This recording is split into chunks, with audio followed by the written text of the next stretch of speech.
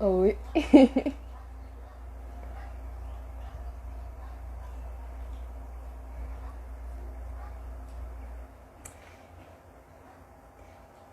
Esperar um pouquinho para entrar mais gente.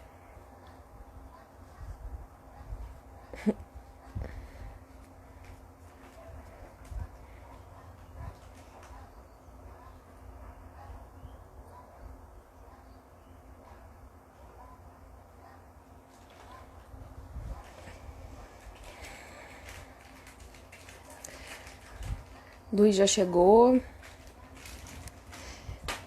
Então acho que eu já vou abrindo, vou chamar a Luz. A gente vai se apresentando.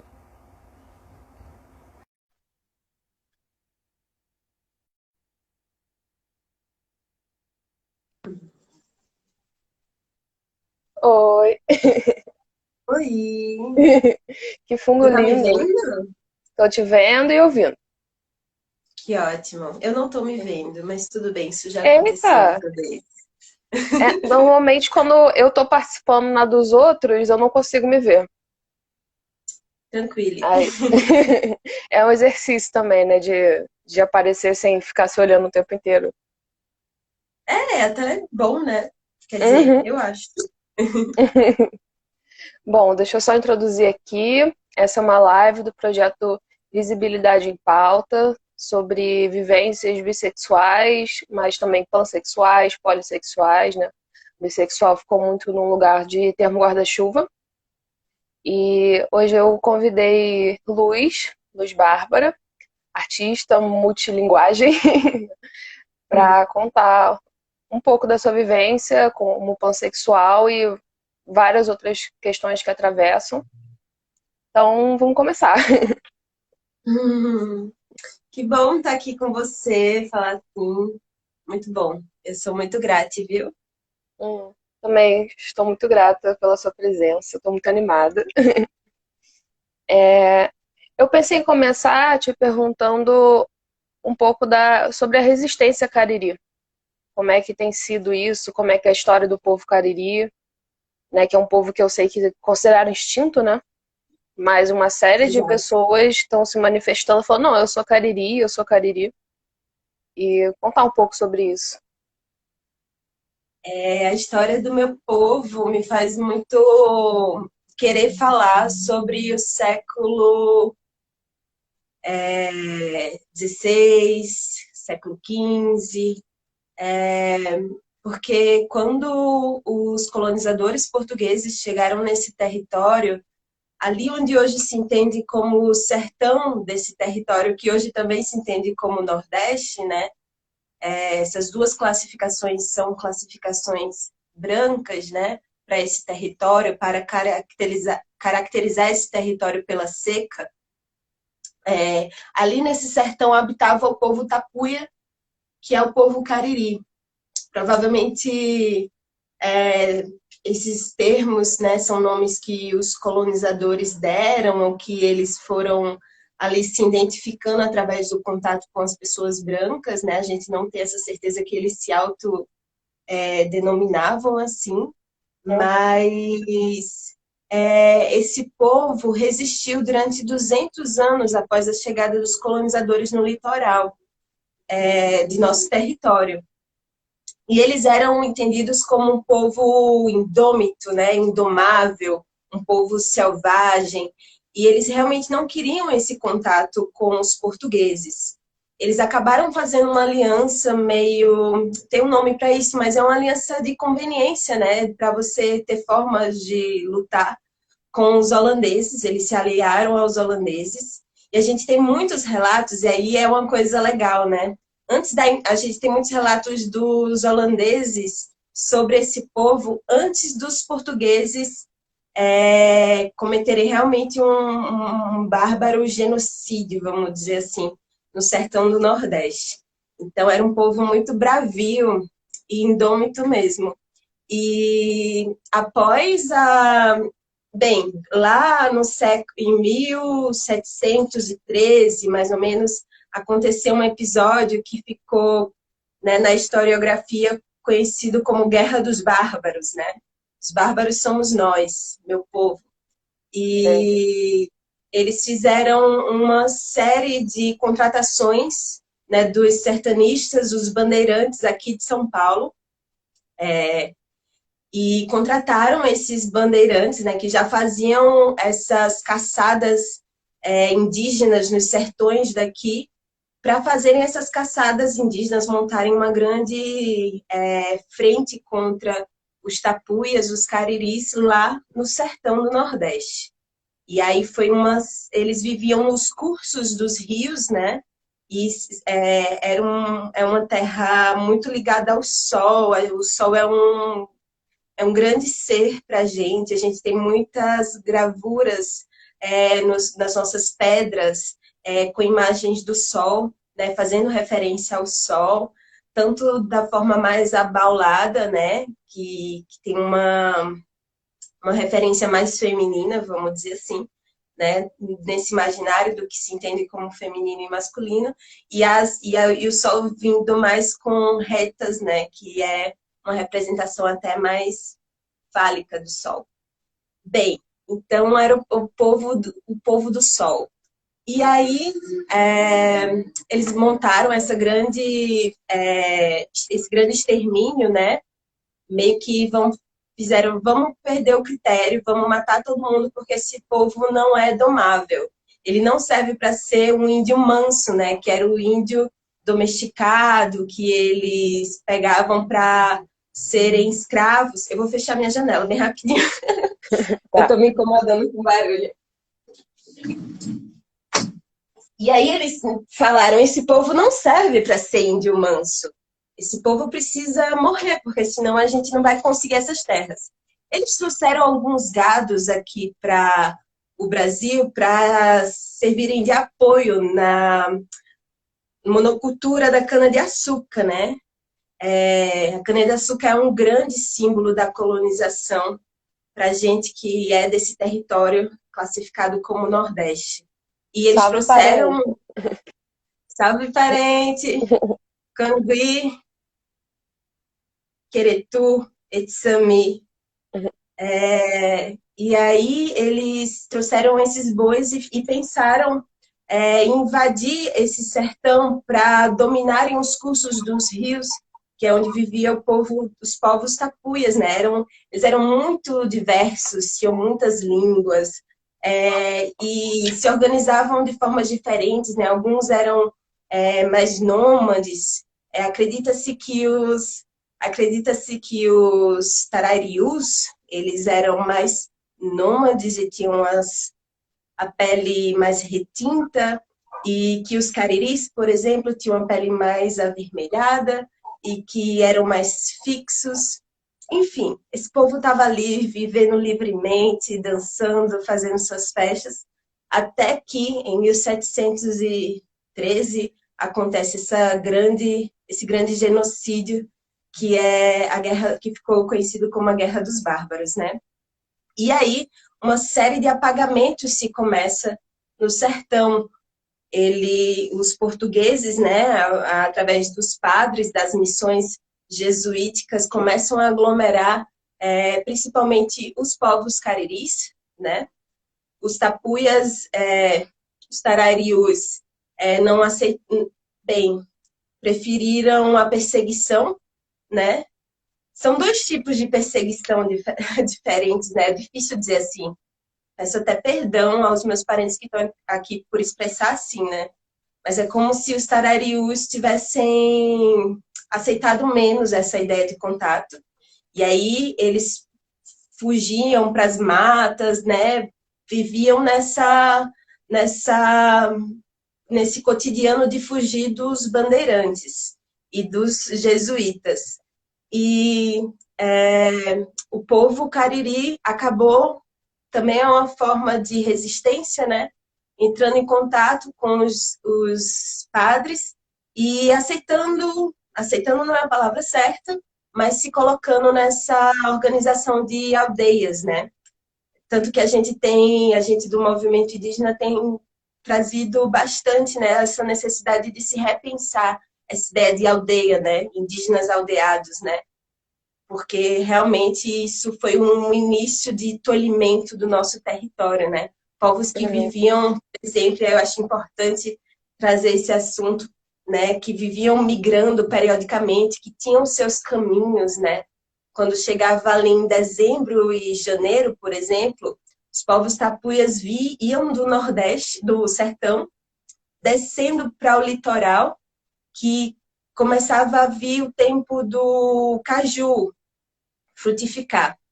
E eles faziam essa jornada, né? Era um tempo mais quente, e aí eles faziam essa trajetória para ir atrás dos cajueiros do litoral e fazer a bebida do caju. E eram rituais mais conhecidos como rituais orgiásticos. Já já eu vou voltar nesses rituais do caju. Mas, enfim, só para falar que esse povo vivia livremente, né? E foi aldeado nessas missões. E foi acontecendo aí o cristianismo, né? E aí também a proibição das práticas. Logo depois, anos depois, a própria colonização proíbe, né, que eles falem suas línguas. Então, os próprios padres, na verdade, fazem impõem que os indígenas que falavam, né, algumas línguas, o Kipeá Dzumbuquá é uma delas, né, são duas delas, aliás, do meu povo tinha mais de uma língua. Uhum. E proíbem essa multiplicidade de línguas e Sempre, né? estabelece que A multiplicidade é sempre o terror da branquitude. a diversidade, né? Não pode. Vamos entrar todo mundo nessa caixinha aqui, vamos todo mundo falar inglês, né? Por isso que cabe muito bem ao imperialismo americano, por isso que cabe muito bem ao capitalismo, né? Vamos todo mundo falar a nossa língua. Uhum. Mas é um projeto que começa na colonização, né? E aí estabelece que vai todo mundo falar em Engatu. E aí já é uma perda muito grande, né? De muitas línguas. Logo depois, eu acho que é em 1800 a Lei de Terras, 1850 talvez, que ela faz com que a terra deixe de ser um bem e passe a ser mercadoria, né? Então, aqui a gente não entendia esse negócio de terra como uma coisa privada, esse pedaço de terra é meu, né? Quando nós falamos esse território é nosso, é porque ele é o nosso corpo. É outro tipo de compreensão. Esse território é nosso porque ele sou eu, né? Não é porque ele pertence a mim. Aliás, em minha língua, Kipeadzumuquá, tem mais de 10 verbos para o pertencer, né? Para dizer que algo é meu. E muito provavelmente, cada uma dessas palavras carrega em si uma compreensão muito diferente do que a gente entende como ter, né? Então, esse eu tenho animais era um verbo. Eu tenho parentes era outro verbo, né? Nossa. Enfim, exato. E com essa lei de terras também, no território do sertão, apenas 3 povos aldeados não perderam suas aldeias, né? Que já eram uma colonização, uma prisão. Né? A gente teve também muitos currais no sertão, currais de indígena, né? Algo que a gente pode comparar realmente aos centros de concentração judeus, né? No Holocausto e tudo mais. A gente tinha currais para aglomerar essas pessoas, né? E aí, a lei de terras tira, esse povo fica ali meio que marginalizado, tentando se reorganizar. Nesse tempo, na lei de terras, já havia muitos fazendeiros. Os primeiros fazendeiros do sertão são os padres, os próprios padres, né? Pegaram ali uns indígenas que eles tinham catequizado para servirem nas suas fazendas de bois, né, de gado, e outros eram os próprios paulistas, né, que eram os primeiros descendentes dos portugueses, que tinham ido fazer as bandeiras lá no sertão. Que história, né, minha gente? E aí esse povo fica solto na mata, muitos são batizados de Silvestre, Silva, né? Caboclo, muitos carregam, né, em si esse nome, João Caboclo, Maria Cabocla, mas na verdade se entendem como povo miscigenado, vocês não têm terra, vocês não têm língua, então vocês são isso aí, né? Uhum. E a São gente vive processos de etnocídio, né? Tem que ter terra, tem que ter língua, só que tudo foi tirado. Como é que você vai reivindicar? E aí cada vez mais se produz povos sem terra, povos sem cultura, né? Pardos, né? Que eu acho que foi um pouco por aí essa criação do pardo lá atrás.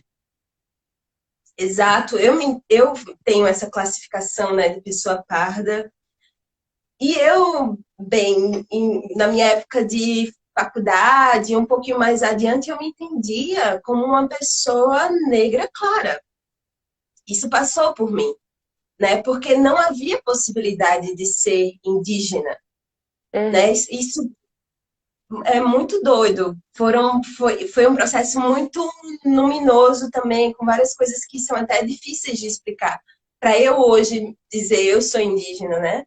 Minha Uhum. família mais próxima está começando a pensar sobre isso agora, porque eu estou trazendo, né? Mas a verdade é que eu necessitei olhar para mim e fui ver para minha família. De fato, eu não tenho ascendência negra, né? Eu tenho uma experiência racializada de vida e não tenho ascendência negra. Fui ver ali nos meus parentes e, poxa, acho que esse povo é indígena. Eu passei por um processo muito próximo e eu sinto que muitas pessoas em retomada passam por um processo parecido, né? Agora eu sou careca, né? Mas meu cabelo enrola, ele é bem volumoso e tal. E por conta disso também, eu sempre fui muito lida como preta de pele clara e como a única referência que eu tinha, né, de ter uma vivência racializada era a vivência negra, né? Principalmente quando começou a ter um pouco mais de se falar um pouco mais disso no meio acadêmico, comecei a ter mais acesso a livro e tal. Eu li aquilo e ficava, nossa, isso bate tanto em mim, né? E ainda tinha essa confusão mesmo por conta do meu fenótipo. Eu falei, cara, então deve ser isso. Mas meus pais não eram negros, sabe? E eu não via sentido também me afirmar a partir de um avô, por exemplo. Eu ficava, sabe? E aí falava ancestralidade, eu ficava ancestralidade. Aí eu fui catando, fui buscando, né? No meu caso é pelo lado materno, né? A parte do meu pai é árabe. E Eu aí. também, né, pelo lado materno. Ah, Eu desconfio que o lado paterno também tem, mas é uma coisa que eu ainda não uhum. consegui. Aí tem todas essas questões, os apagamentos. E, por exemplo, a família do meu pai, que é árabe, que veio com as imigrações, né, acho que no século XX, eles tiveram acesso a território, eles puderam ter um comércio, né, puderam se estabelecer, puderam ter terra, enfim, tiveram direito a se construir. Né? Eu sei até Uhum. a cidade de onde eles vieram, sabe, lá na Síria. Mas eu não sei nada da minha parte de mãe, que é originária, que é desse território. É um nível de apagamento, assim, surreal. Eu tenho, assim, uma perspectiva de uma etnia, mas não é nada, assim, muito... Não sei, não tem uma grande confirmação disso também, que seria a Potiguara, né, que é desse território da Paraíba, que é de onde minha bisavó Você veio. sabe que eu sou da Paraíba, né? Sim, adoro conhecer parentes da Paraíba.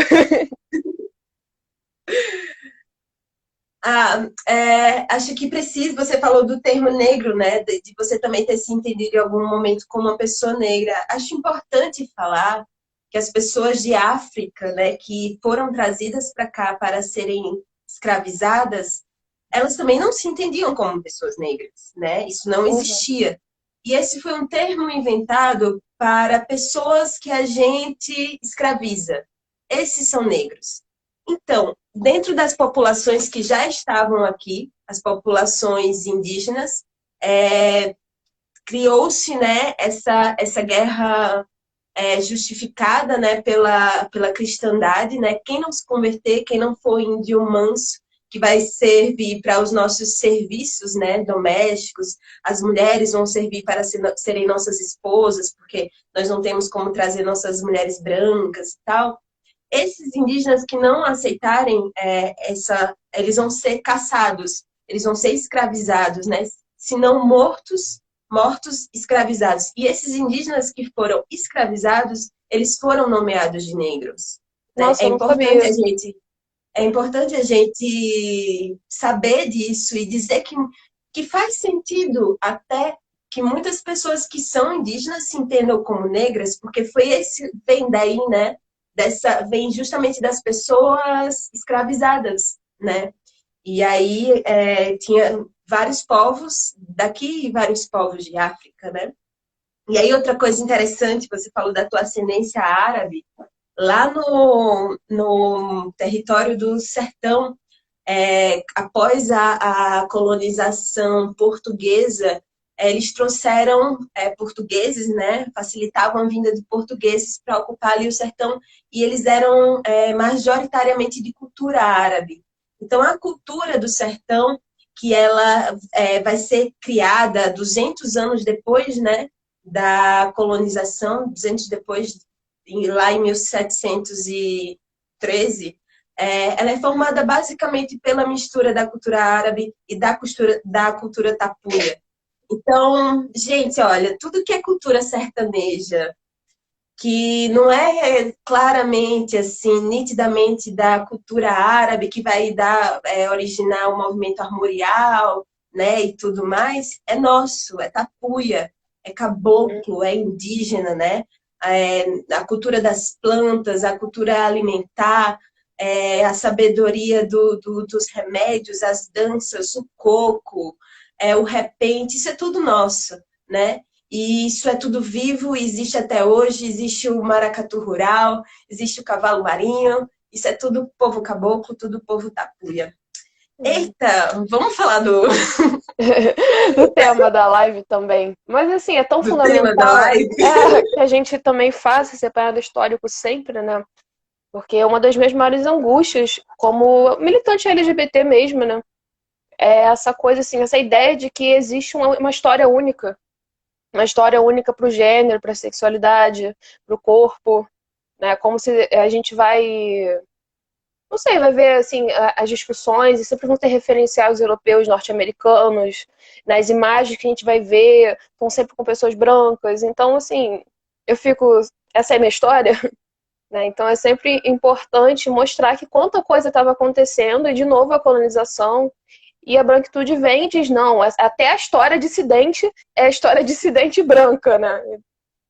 Sim, ai, isso me suscita toda uma discussão sobre gênero que eu quero ter em algum momento, mas também agora não é o caso, porque eu acho que eu realmente sinto a necessidade da gente compreender a não binaridade também numa perspectiva decolonial, porque nós somos originariamente não binários, sabe? Não Uhum. binários. Essa não é a nossa lógica.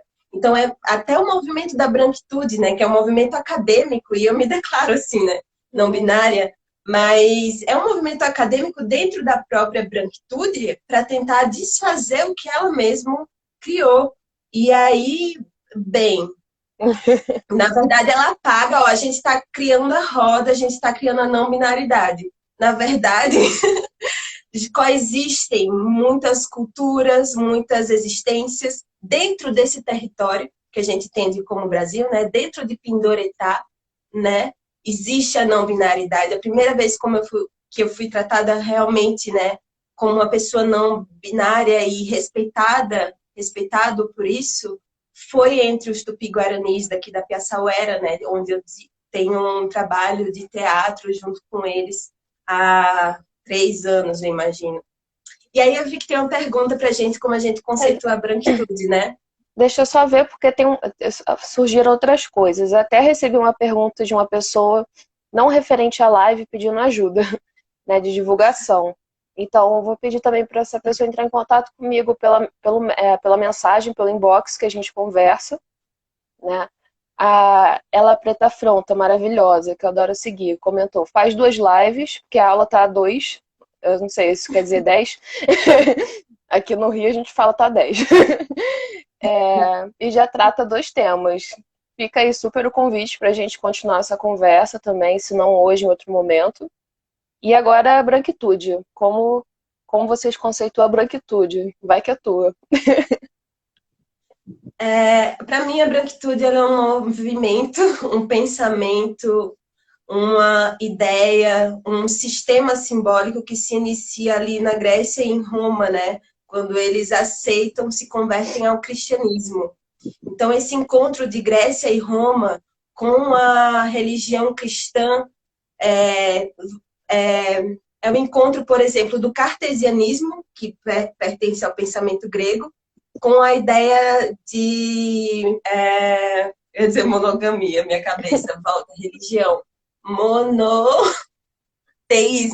Isso, monoteísmo. Eu mesmo eu falo muito mais monogamia do que monoteísmo e estou esquecendo as palavras. Então vem aí, né, esse casamento do pensamento grego com o pensamento cristão, e acontece uma sintetização, né, de simbólica, de pensamento e de discurso, cria uma série de binaridades, e é por isso que binaridade tem a ver com branquitude, porque eles que criaram isso, né? E para justificar essa ideia, né, de Adão e Eva, igreja e Deus, né? É uma premissa do cristianismo de que a mulher, o corpo mulher é como a igreja e o corpo homem é correspondente a Deus, a Jesus, né? E aí, a partir disso, para justificar essa subalternidade tanto da mulher ao homem, mas principalmente, tá ali, né, da igreja a Deus, se cria uma série de pensamentos, né, de correspondências binárias, né? Aí vem o maniqueísmo, né? Vem o bem e o mal, vem corpo, mulher, terra, corpo, homem, ideia, né? Iluminação, cabeça. É tanto que tem um versículo que me dói muito, eu já fiz um post sobre ele, que fala que as mulheres devem ser o corpo, né? Que o homem é o cabeça. Então tem a ver com essa iluminação, com esse pensar, né? E aí o que esse pensamento, que é a branquitude, que nasce lá, né? Nesse encontro do cristianismo com Grécia e Roma, faz é reduzir uma compreensão, né, complexa à binaridade, né? Então, para mim, branquitude é isso. E aí coube muito bem, né, a colonização europeia, né, o pensamento eurocêntrico, com esse pensamento, né, binário, e percebe que o pensamento binário ele cria uma subalternidade, né? Isso Tem o está bom e o acima mal, de sempre. Tem aquele o o bem e o certo e mal, tem o errado. O a que oprime o cabeça e o oprimido, né? corpo. Sempre vai sempre assim. O pensamento, o racional e o selvagem, o impulso, né? O desejo, a carne, né? Com esse pensamento, o que ele faz? Quem não for cristão, quem não for cabeça, quem não for Jesus, a gente domina porque é corpo. A gente se apropria. E aí cabe muito bem à Europa, né? A colonização. Então vamos fazer as cruzadas, né? Vamos dominar porque nós somos enviados de Deus, né? E a premissa para, né? E aí cabe muito bem esse discurso ao capitalismo, cabe muito bem esse discurso ao imperialismo americano. Por que o imperialismo americano é cristão? Porque cabe muito bem a um pensamento de dominação, né? De subjugar. Mas é muito importante, né? Porque esse discurso, a gente entender que esse discurso se pretende como realidade única, como realidade hegemônica, e ele não é. Nós existimos, muitas culturas existem, a gente precisa parar de reforçar de que a realidade como um todo é binária, de que o mundo, né, pensa como o Ocidente, o ocidentalismo. Eita, falo demais. Uma coisa que eu fiquei. Só antes de continuar, eu tenho rinite, né? Então vou pedir aqui pra produção, que tá me ouvindo, botar o ventilador pra rodar. Vem aí, produção. Daqui a pouco vem. Enfim, mas uma vez eu ouvi que existe uma diferença entre a polarização, a binariedade e a dualidade, né? Porque muitas vezes está presente essas forças duais, né? Feminino e masculino, ou essa coisa meio de complementariedade, ela está presente em muitas culturas. Mas é diferente da binariedade. E talvez só quem vive mesmo isso, né? Quem cresce fora desse sistema consiga sentir essa diferença. A gente que está treinado, né, infelizmente, que vem treinado dentro de uma cultura binária, Eu tô olha me isso. destreinando, tenho tempo. É, a gente tá nesse processo, né? Mas a gente olha e fala, ó, binariedade, mas às vezes é muito mais um dualismo dessa ideia de forças que se complementam de alguma forma do que necessariamente a binariedade que é como a binariedade ela realmente segrega, né? Isso aqui só pode ser isso sempre, isso aqui só pode ser isso sempre. E o dualismo seriam essas forças que podem estar em todo mundo, né? Eu já vi essa explicação, acho que eu vi isso com a Geni, na verdade, ela fala disso numa aula, achei bastante interessante. Tá bem correto. E eu tenho outra forma de explicar, vamos dizer assim, essa mesma coisa que se estrutura dessa forma, sim, né? Como a Geni, meu amor, diz. Bem, a gente já sente, eu acredito mesmo que a gente já sente essa complexidade em nós. Se a gente, né, entrar realmente em conexão ancestral, a gente é capaz, né, de ouvir, de intuir muitas coisas que não são o discurso da branquitude, né? E é por isso que a gente entra nesse conflito, porque a gente sente que não é assim, às vezes não percebe a realidade desse jeito. E tem essa pressão, né, de ideia, da razão, de explicar as coisas dessa forma. E aí, como a gente precisa, dentro desse mundo, dessa cultura ocidental, explicar para legitimar, porque o que a gente não explica isso é uma ideia materialista, né? Que influenciou muito a ciência, a academia, que é produtora de pensamento. Então, a partir do materialismo, né, da separação do espírito e da razão, se cria essa necessidade realmente de legitimar as coisas a partir da razão, do discurso, do que eu explico. E aí, falando sobre ter que explicar para se legitimar, né, para dizer muitas vezes eu fui classificada, isso não tem muito tempo, né, por pessoas muito próximas a mim, como uma pessoa lunática, né, uma pessoa que, sei lá, não, fulana quer ser diferente, Opa, né, perdão. não tinha... É difícil aceitar, né, existências Uhum. dissidentes, a gente precisa respaldar através da razão. E aí tem um cara que se chama Gilbert Durkheim, que ele vai sistematizar, e aí é uma coisa que eu estudei porque eu, bem, pesquisava sistemas simbólicos, ainda pesquiso. E ele vai sistematizar o pensamento simbólico universal. Isso de todas as culturas, né? E tanto ocidentais como não ocidentais, muitas culturas orientais são levadas em consideração, né, nesse estudo, né, que ele fez, que se chama Teoria Geral do Imaginário. Ele vai dizer que a nossa forma de representar a vida, né, funciona do sistema diurno, se divide, né? Sistema diurno, sistema noturno e sistema sintético, que a gente poderia entender como masculino, feminino e cíclico, complexo, integral. A gente poderia entender como masculino, feminino e andrógeno também. Então, em vez de binaridade, isso ou aquilo, eu tenho também o que é dual e o que e o que abarca os dois, né? O que é sintético e é cíclico. Esse cíclico que a gente não tem, que a gente perdeu na cultura branca binária, porque ela vai toda aqui, ó, diurno, noturno, feminino, masculino, branco e preto, né? Ele perdeu essa complexidade, esse sintético, né? Tá ligado ao que? Aos ciclos da natureza, né? Por isso que a branquitude não respeita a natureza. Tá ligado à rítmica, à música, tá ligado ao corpo, né? Ao como o nosso corpo funciona, tá ligado à cópula, ao sexo, que são duas coisas diferentes, cópula e sexo, né? A branquitude junta isso numa coisa só. E, de fato, né, existe essa redução do pensamento complexo, e ao pensamento dual. Mas, na real, o que Dirham vai dizer é que existe isso, né? O pensamento da unificação e junto com esse sistema aí diurno-noturno.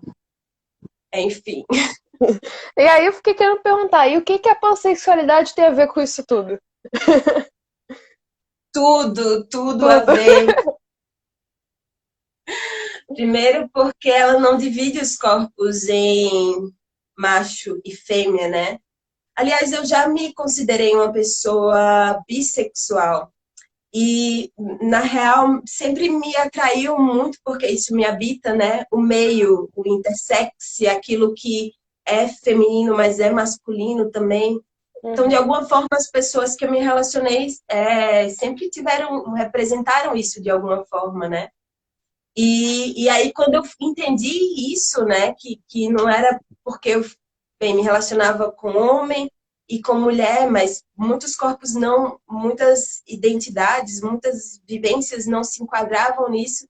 Aí eu falei, eu acho que eu sou pansexual, né?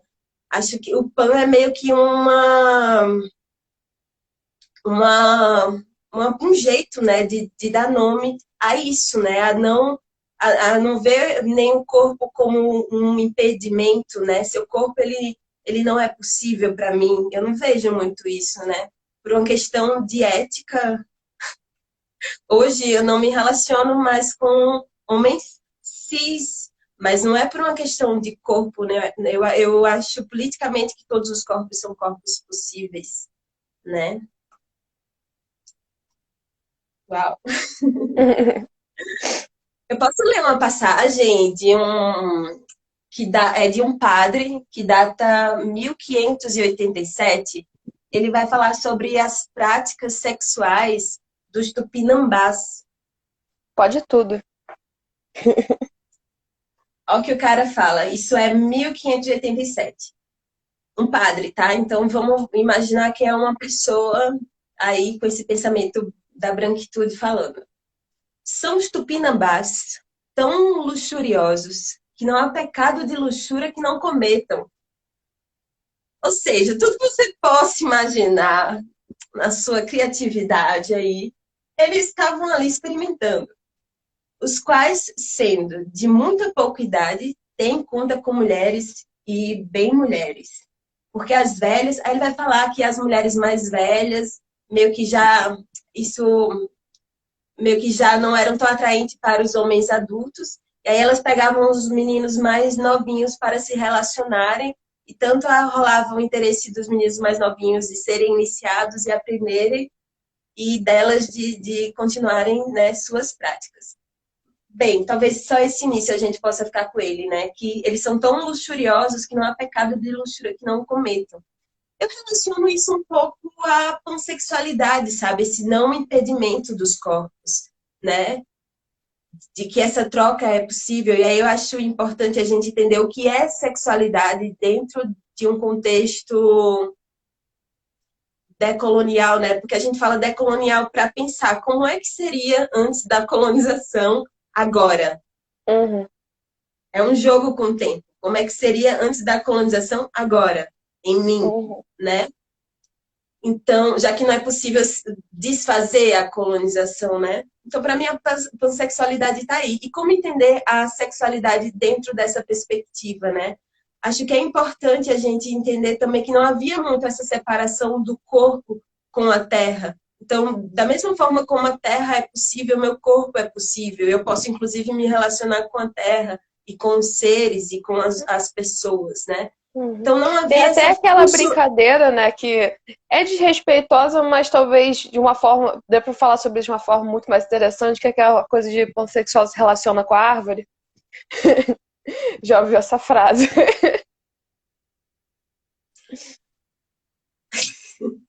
Bem, é uma brincadeira pejorativa, né? sim. Mas, mas tem essa coisa também da redução do que é a sexualidade, né? Uhum. É, pensei um pouco por aí, Dentro, de repente, né? é, Desse contato, dessa troca que se estende, né? Porque também existe até uma hipersexualização no sentido de genital mesmo, né? De corpo. né, os nossos corpos, né, como se não existisse também algo para além disso nesse contato. Isso também pudesse ser sexual. Exato, exato. É, e tem essa coisa também do funcional, né? Tem que ser funcional. Serve para o quê? Então, se o sexo ele não for funcional, ele é pecado. Só que Uhum. dentro disso que é pecado, né? Todas as outras formas de usar o corpo através do sexo que não é para a reprodução, tem muita coisa, né? Vamos imaginar que, tipo, isso não era pecado para as pessoas que viviam aqui, né? Uhum. Então, que vivem, né? Mas, enfim, estamos tentando resgatar um pensamento de antes, né? Bem, o que eu acho importante falar sobre isso? O sexo, na minha compreensão, ele transcende a cópula, né? Ele é uma forma de diálogo, ele é uma forma de conhecer, ele é uma forma de prazer, ele é uma forma de culto. Então, a gente tinha muitas práticas, né? É, sagradas mesmo, porque não existe essa separação, né, entre sagrado e profano, que elas tinham sexo como um elemento muito fundamental ali, né? Então, ao mesmo tempo que eu estava fazendo estava participando de uma prática coletiva, né? E estava participando de um culto, estava participando de uma conexão com a terra, com os meus ancestrais, com os seres e com as árvores, porque pelo menos o meu povo, Tapu, eles faziam o povo pitanguá, que é os potiguares, né? É, pitanguares, né? Pitanguá é o fumo, né? Os potiguares eram os pitanguares, né? O povo da fumaça. Eles praticavam também essas orgias em árvores. Então, tudo bem querer ligar o pansexual dessa A forma. princípio, numa lógica, na nossa, essa lógica instaurada pela colonização, isso é bem bizarro, né? Falar isso é bem ofensivo.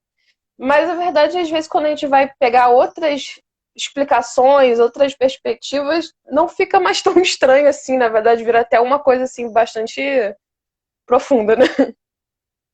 Exato. Bem, eu acho que a gente partir de uma disfuncionalização do sexo, né? Tá, se o sexo não serve, não, além de servir para a reprodução, para que serve o sexo? Acho que a gente pode usar a imaginação, o exercício decolonial, ele é um exercício imaginativo também, né? Para entender o que é possível, né? Através desses corpos. Então, para mim, a pansexualidade é uma forma de abarcar essas coisas, né? Lindo, maravilhosa explicação. Então, a gente tem uns 15 minutos só, né? Porque uma hora passa em 5 segundos. E aí tinham duas coisas que eu ainda queria perguntar, né? Você trouxe um pouco assim como que a não binaridade se insere nisso tudo, a pansexualidade. Queria trazer o termo monodissidente mesmo, a gente fala um pouquinho dele, assim. E se der tempo, fechar com você falando como que isso reverbera na sua arte, né? Porque acho que tudo é arte, né? Até a gente está falando aqui é uma expressão artística, mas como você tem trazido isso assim para essa sua vivência artista multilinguagem, né? Uhum.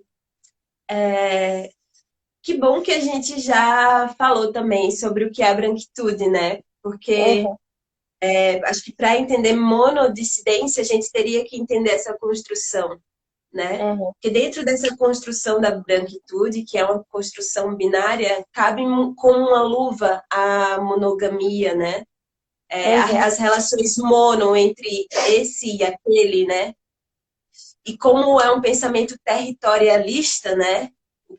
O pensamento branco, isso abarca tudo, abarca inclusive as relações, né? A relação mono, ela é uma relação territorializada, né? Isso pertence a mim e isso daqui pertence a ti, né? Então, para mim, o que está fora dessa construção é a não monogamia, né?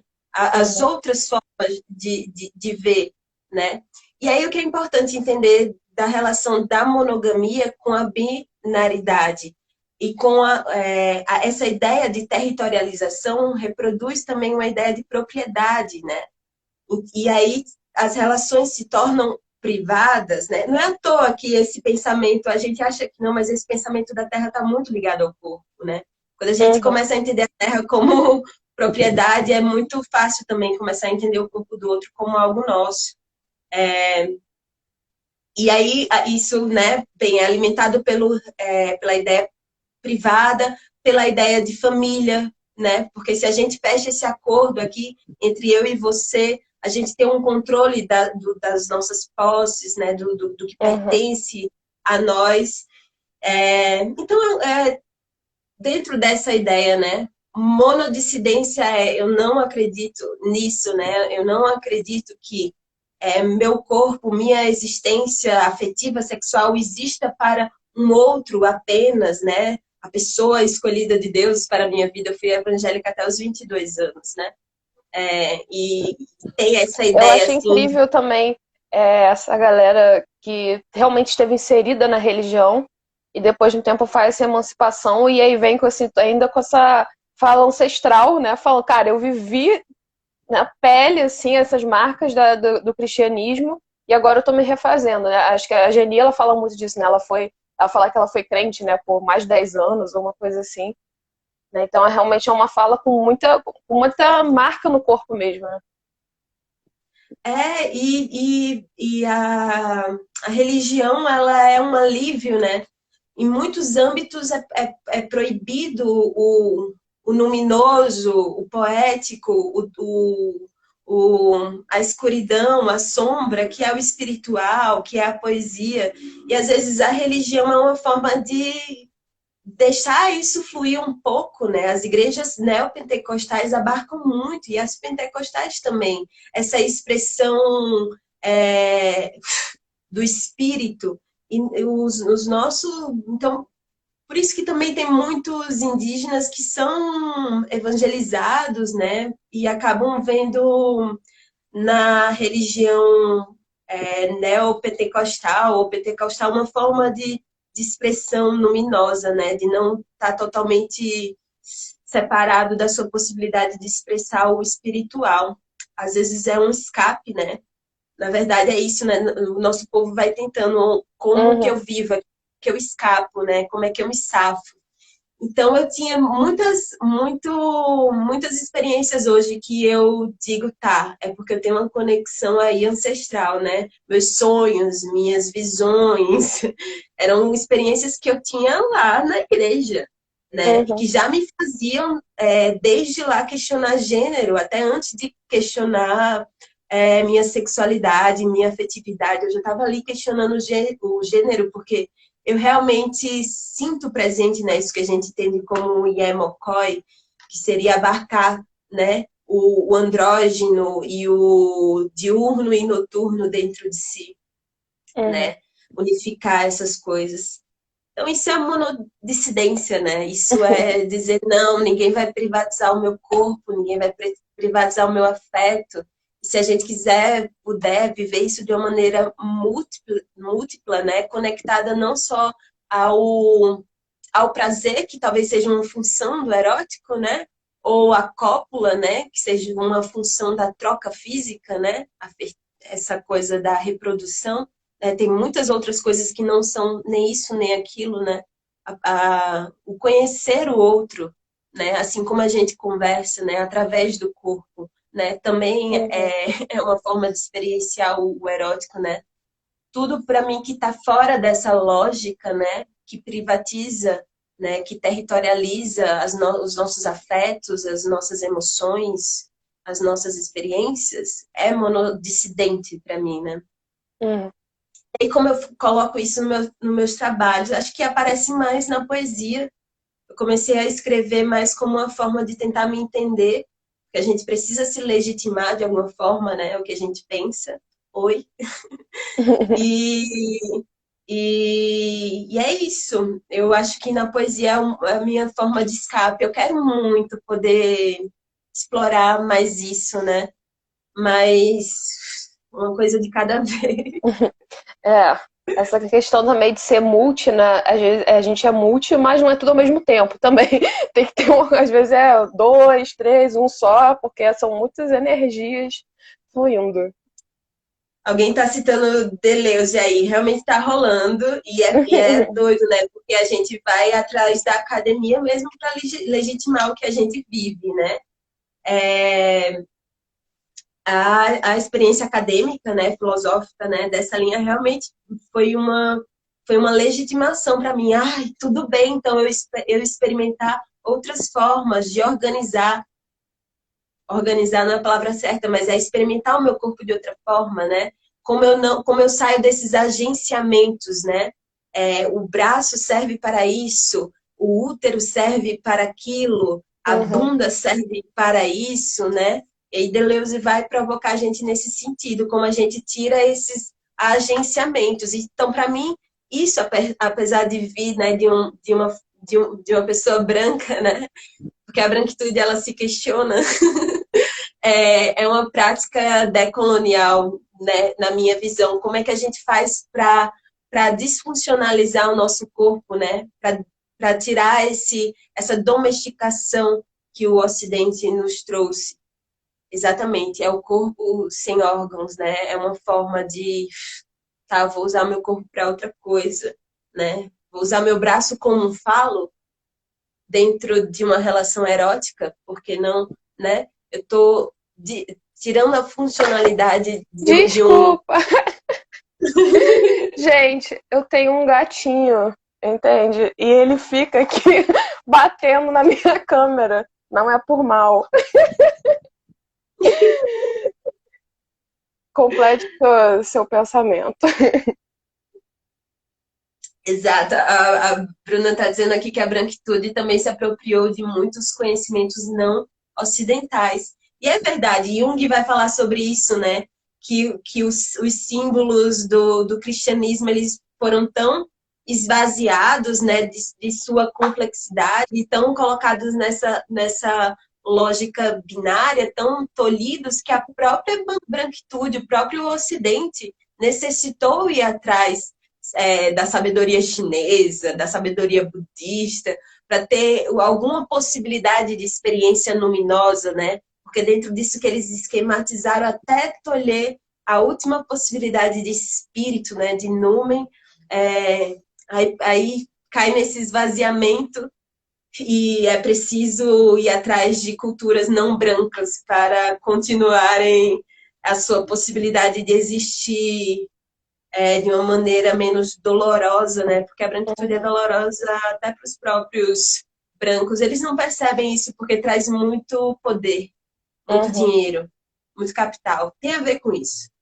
Fora isso, eles estão aí, ó, destruindo o próprio lugar onde eles habitam, limitando as possibilidades de afeto, limitando a própria família, né? As representações, se tolhendo, os homens lá tendo que falar grave, as mulheres servis, né? Então, na real, a branquitude é ruim para ela mesma, mas traz poder, né? Traz dinheiro. Uhum. Meio aquela lógica de abrir mão dos privilégios, né? Eles estão muito encaixados na propaganda que eles fazem deles mesmos, né? E aí tem aquele imaginário, né? Tá, não, a gente tá bem, a gente tá bem, a gente tá feliz, né? Mas na verdade existe uma angústia enorme que eles mesmos não aguentam e aí vão recorrer a outras cosmologias, outras formas de entender a vida. Só que aí também, de novo, eles vão entrar querendo fazer do jeito deles, né? E aí essa já é mais uma Ficando, né? conversa. É. Então, para mim é importante falar sobre isso na não binaridade, né? Tá, então a gente vai desfazer essa organização que a gente fez e vamos organizar dessa outra forma. Todo mundo fala assim agora, gente. Vamos lá. Queridas, amigas, eles, elo. Eu gostei desse tema, vamos trazer numa próxima live. Bom, Polêmico. nosso tempo está aqui já estourando. Queria então aproveitar esse finalzinho para agradecer. Nossa, eu amei a conversa, amei te conhecer. Né? Quem me passou a indicação do seu perfil foi a Bárbara, né? E outra maravilhosa. Flecha lançada? É A flecha sério? lançada foi quem indicou o seu perfil. Eu fui falar com você. Bárbara é Tapuia, é Cariri, sertaneja. Maravilhosa. E é isso, queria agradecer, eu gostei muito dessa conversa, me fortaleceu muito também, né? Porque é referência, né? É conhecer mais um pouco, assim, mesmo que talvez não seja a Schneeker descendo diretamente, mas não é só sobre isso, né? Não é só sobre, de novo, não é só sobre o meu, né? É a história de todos nós, assim, do povo indígena. Então me fortalece muito ouvir essa história e as suas perspectivas e como te afeta, né? E é isso, agradecer. Meu gato tá aqui de novo. Produção? Como chama esse gatinho? Produção tá difícil hoje.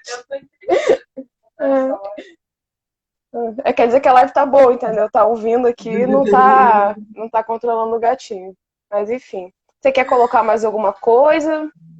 Eu quero te agradecer por esse espaço, por poder falar, né? Bem, toda vez que a gente fala, a gente está também se autoafirmando e a gente precisa, né, se autoafirmar. Eu tenho feito um exercício enorme para tentar me autoafirmar de uma maneira positiva, né? Porque a gente, cada vez, quando estuda mais a nossa história, a gente é levado para uma violência, um acúmulo de violência, aí vem morte, e a nossa história traz muito sangue.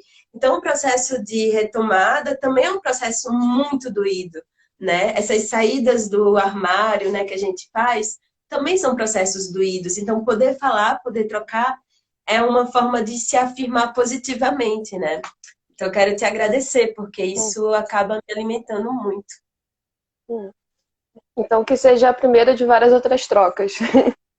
Sim, vamos trocar. Sempre. Então é isso, obrigada. Vou fechar aqui antes que ele feche na nossa cara. Um beijo a todo mundo também que esteve presente, que comentou. Deixem seus comentários depois, quando eu postar. Vai ficar salvo, né? Tem até a capinha bonitinha, eu vou postar daqui a pouco. Então tá, beijo, Beijo! Luiz.